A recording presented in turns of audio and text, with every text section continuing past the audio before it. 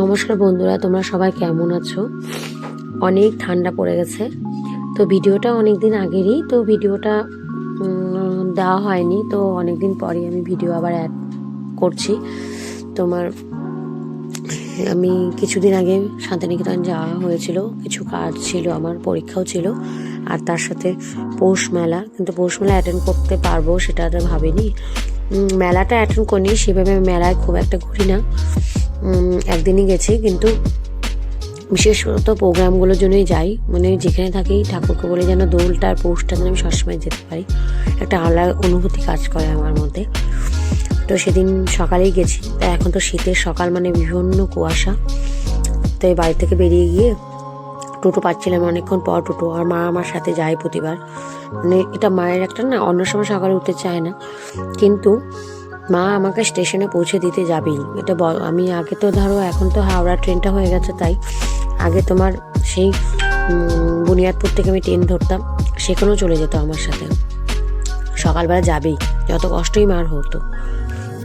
মার অপারেশনের সময় মানে একবার শুধু যায়নি, তাছাড়া প্রতিবার আমাকে স্টেশনে ট্রেন থেকে তুলতে যাবে। তো এখন 2 নম্বর প্ল্যাটফর্মটা হয়ে গেছে। 2 নম্বর প্ল্যাটফর্মে তোমার হাওড়া ট্রেনটা, মানে যেটাতে আমি যাব কুলিকে, সেটা আসবে। আর 1 নম্বর প্ল্যাটফর্মে রাধিকাপুরটা আসবে, যেটা কলকাতা। তো আমার তো যাওয়াটা কনফার্ম ছিল না। তার আগে কিছুদিন আগে পরীক্ষা ছিল, তখন বাড়িতে আবার বলে না, আমার একটার পর একটা চলছে, বাবার পা ভেঙে গেল বলে যেতে পারলাম না। তো ওই জন্য আর টিকিট কাটিনি। তো কি যেতে পারবো কি পারবো না, তো সেটা অসুবিধা হয় না। ট্রেনটাতে ফাঁকাই থাকে, আমি তোমার লেডিসে চলে যাই। তো 2 নম্বর মাকে বসিয়ে রেখেছিলাম, 2 নম্বরে রেখে গিয়ে মানে 1 নম্বর থেকে প্ল্যাটফর্ম থেকে টিকিট কেটে আসলাম। তো ওই সিঁড়িটাতে যেতে এত কষ্ট হয় না। সকালে উঠতে কিন্তু কষ্ট, কিন্তু উঠে যাওয়ার পর না ঘুরতে ভালোই লাগে, খুব ফ্রেশ লাগে। এই যে কলকাতার রাধিকাপুরটা ঢুকে গেল, হালকা হালকা একটু পরিষ্কার হচ্ছে, অনেকেই মর্নিং ওয়াক করছে।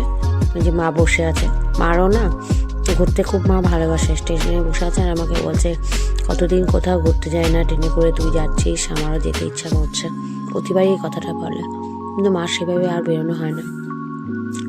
এই যে আমার ট্রেনটা চলে এসেছে, হাওড়া কুলিক। তো এই মা দাঁড়িয়ে আছে। মার মনটা একটু খারাপই হয়ে যায় যতবারই আমি যেতে চাই।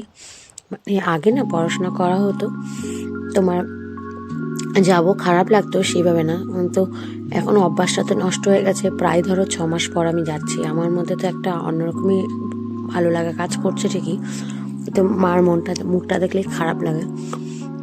তো প্রচণ্ড সেদিন কুয়াশা। এখন যে ঠান্ডাটা পড়ছে, ওই ঠান্ডাটা তখন ছিল না। ধরো 25শে ডিসেম্বরের অনেক দিন আগেই গেছিলাম আমি। শুধু কুয়াশাটা যে ঠান্ডা ছিল এতটা না, কিন্তু আমার প্রচণ্ড ঠান্ডা লেগে গেল, কেন বুঝতে পারলাম না। তোমার এখনও পর্যন্ত ঠান্ডা লেগে আছে, মুখটার পুরো তেতে হয়ে গেছে, কিছু খেতে পারছি না।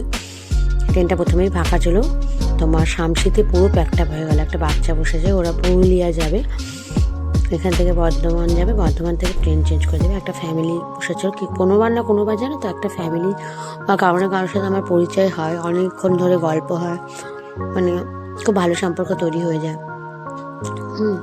তো মোটামুটি প্রচুর ভিড় ছিল সেদিনকার। এবার তারপরে নেমে যাব, মানে আলটিমেটলি আমি শান্তিনিকেতনে স্টেশনে নামার প্রস্তুতি নিচ্ছি। প্রচণ্ড ভিড়, সেভাবে ভিডিওটা করতে পারিনি। যে নেমে গেলাম, তোমার একটা অন্যরকম অনুভূতি আমার কাজ করে স্টেশনে আসলে।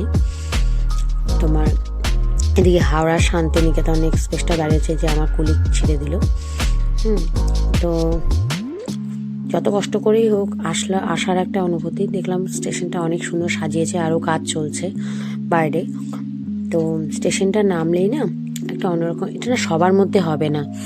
যারা এই জায়গাটাকে খুব ভালোবাসে তাদের মধ্যে কাজ করে। তো আমার মধ্যে তো অসম্ভব কাজ করে।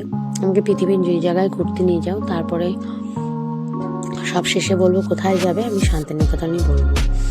মানে আমার একটা মানে বিভৎস ভালো লাগা বলো, ভালোবাসার জায়গা। আমাদের যখন প্রথম এসেছিলাম, একদম অন্যরকম একটা স্টেশন ছিল, এখন অনেক মডার্ন করে দিয়েছে। এক্সেলেটারে উঠে গেছি, খুবই সুবিধা হয় এক্সেলেটার থাকলে, লাগেজ নেই।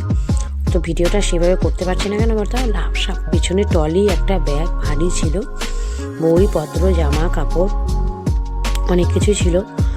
তো অনেক দিন পর আসলে একটা অচেনা অচেনা নিজের চেনা জায়গাটাকেও কেমন একটা লাগছে, কিন্তু ভালোই লাগছিল।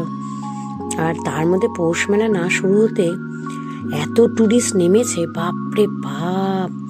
তুমি আমার বাড়ি ধরো গুরুপল্লীতে, শান্তিনিকেতনে, স্টেশন থেকে মাত্র 30 হার্ডলি লাগেজ থাকলে 40 টাকা নেয়।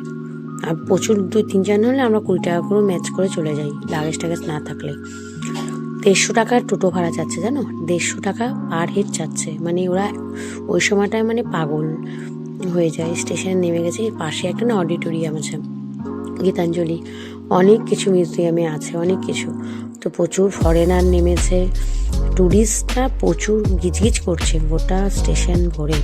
আর তার মধ্যে শনিবার ছিল, সেদিন হাট ছিল, তো হাটে প্রচুর লোকজন এসেছে ঘুরতে। এদিনকার মানে কলকাতার লোক শান্তিনিকেতনকে যে কী ভালোবাসে। এই তোমার হচ্ছে সরে দেখো কি সুন্দর করে সাজিয়েছে স্টেশনটা, খুব সুন্দর সাজিয়েছে। অদ্ভুত লাগছে। তো আলটিমেটলি যাই হোক, লাকিলি আমি একটু কম নিয়েছে টোটো, তাও প্রচুর নিয়েছে। তো তাও একটা লোক ছিল বলে একটু পেলাম আমি একটু কমে। খুব গায়ে লাগছিল, কিন্তু আর লাগেজ নিয়ে হাঁটতে পারছিলাম না, তো নিয়েছি। কিন্তু এত জ্যাম ছিল রাস্তায় যে স্টেশন থেকে গুরুপল্লী যেতে ধরো হার্ডলি ভালোভাবে ঠিকঠাক গেলে 15 মিনিট লাগে, সেখানে আমি প্রায় 40-45। গীতাঞ্জলি সিনেমা হল, অডিটোরিয়াম, এটা তুমি যে কোনো অনুষ্ঠান হয় এখানে,